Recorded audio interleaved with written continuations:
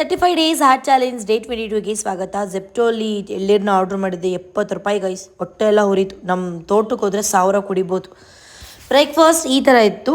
ಅದಾದಮೇಲೆ ಸ್ವಲ್ಪ ಬಟ್ಟೆಗಳಿತ್ತು, ಎಲ್ಲ ನೀಟಾಗಿ ಮಡಚಿಟ್ಟೆ. ಮಧ್ಯಾಹ್ನ ಆಗಿತ್ತು, ಅಷ್ಟರಲ್ಲಿ ದೋಸೆ ಮತ್ತು ಚಿಕನ್ ಕರಿ ಎರಡೂ ತಿಂದೆ. ನಮ್ಮ ಅಪಾರ್ಟ್ಮೆಂಟ್ ಮುಂದೆ ಇದು ಪಾನಿಪುರಿದು ಬಂದಿತ್ತು, ಕ್ರೇವಿಂಗ್ಸ್ ಆಯಿತು ಅಂದ್ಬಿಟ್ಟು ಸುಕ್ಕ ತಿಂದೆ. ಇದು ಇವತ್ತಿನ ಜಿಮ್ ಔಟ್ಫಿಟ್.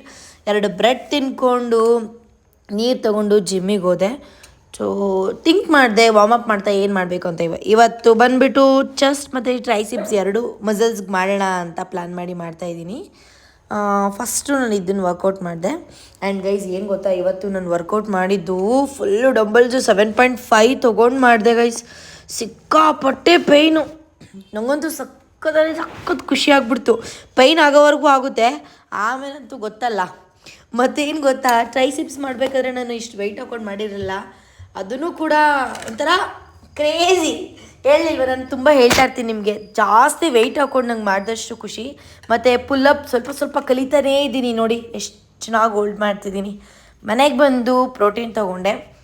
ಅದಾದಮೇಲೆ ಊಟಕ್ಕೆ ಇವತ್ತು ನನಗೆ ದೋಸೆ ತಿನ್ನಬೇಕು ಅನಿಸ್ತು, ಚಪಾತಿ ತಿನ್ನಬೇಕು. ಅದಕ್ಕೆ ಎರಡೂ ಹಿಟ್ಟಾಕಿ ಚೆನ್ನಾಗಿ ಮಿಕ್ಸ್ ಮಾಡಿ ಮಟನ್ ಸಾಂಬಾರ್ ಎಲ್ಲ ತಿಂದೆ. ಸೊ ಇದು ಇವತ್ತಿನ vlog. Tata, bye bye, I love you.